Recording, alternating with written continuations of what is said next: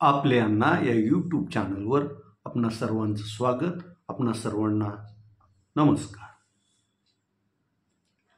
धाराशिव जिल्ह्यात खरीप पीक कर्ज वाटपात कुचराई करणाऱ्या आणि यातील काही बँका तर अशा आहेत की त्यांनी एकालाही पीक कर्ज वाटप केलेलं नाही.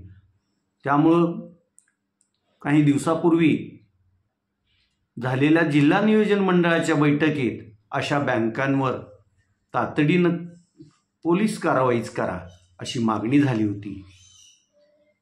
जिल्हा नियोजन समितीचे अध्यक्ष असलेले पालकमंत्री प्राध्यापक तानाजी सावंत यांनी मग जिल्हाधिकाऱ्यांना तशा आशयाचे आदेश सूचनाही केल्या होत्या आणि त्यानुसार मग या आठवड्याच्या प्रारंभीच जिल्हाधिकाऱ्यांनी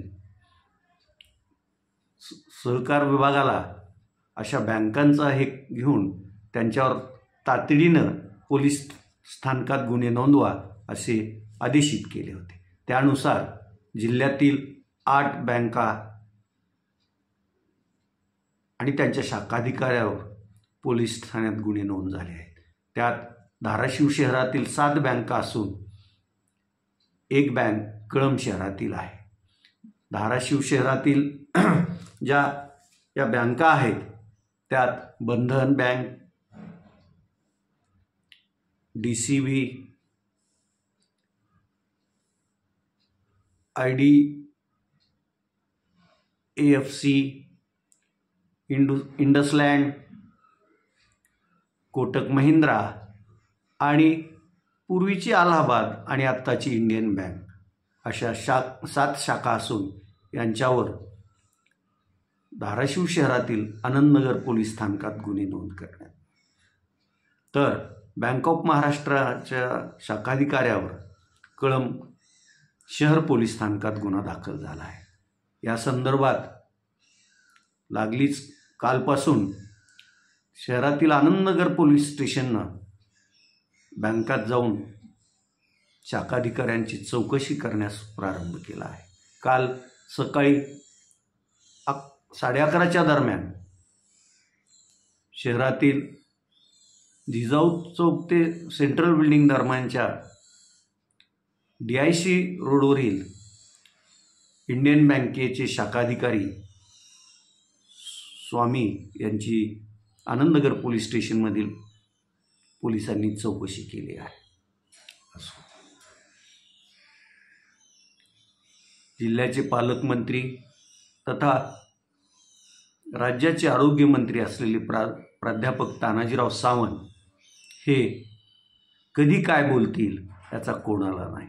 वाचाळवीर असंच त्यांना आता टोपण नाव पडतं की काय अशी शक्यताही अनेक जण करतात.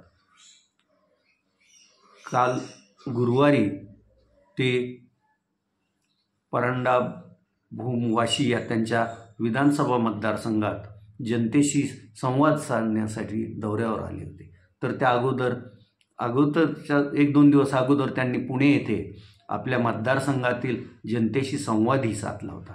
या संवादाच्या दरम्यान त्यांनी बोलत आपण मंत्रिमंडळाच्या बैठकीत राष्ट्रवादी अजित पवार पक्षाच्या मंत्र्यांच्या मांडीला मांडी लावून बसलो तरी मला उलट्या होतात असं विधान करून वाद निर्माण केला आहे.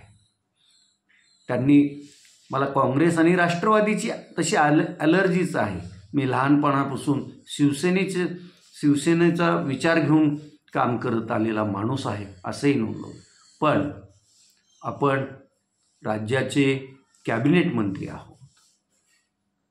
एका डीम्ड विद्यापीठाचे आपण कुलपती आहोत याचं भान ठेवून ते बोलतात की नाही हे त्यांनाच माहिती. पण त्यांनी अशी आता तरी 60 गाठल्यानंतर वक्तव्य करू नयेत अशीच सर्वसामान्यांची इच्छा असणार आणि ती गैरपण नाही. सावंत तसे हे कालच्या विधानामुळेच हे नाही. यांनी अगोदर ते ज्यावेळेस देवेंद्र फडणवीस यांच्या मंत्रिमंडळात शिवसेनेचे मंत्री म्हणून होते त्यांच्याकडं ज्या खात्याचं मंत्रिपद होतं त्यावेळेस रायगड जिल्ह्यात एक धरण अतिवृष्टीमुळं फुटलं होतं. त्यावेळेस त्या धरणाच्या पाळूला खेकड्यांनी छिद्र पाडलं म्हणून त्या धरणाचे पाळू फुटली असणार असं वक्तव्य करून त्यांनी असंच वादंग निर्माण केलं होतं. हाफकिन आता ते आरोग्यमंत्री आहे. हाफकिन इन्स्टिट्यूट ही राज्यातील प्रमुख अशी आरोग्यसंबंधित संशोधन आणि इतर कामं पाहणारी संस्था आहे. आणि हे आरोग्यमंत्री हे हाफकिन काय हे असे जर वक्तव्य करत असतील तर त्यांच्या दिव्य ज्ञानाला संपूर्ण महाराष्ट्र नेहमीच सलाम करत राहील एवढं मात्र नक्की. तुर्तास एवढंच. धन्यवाद.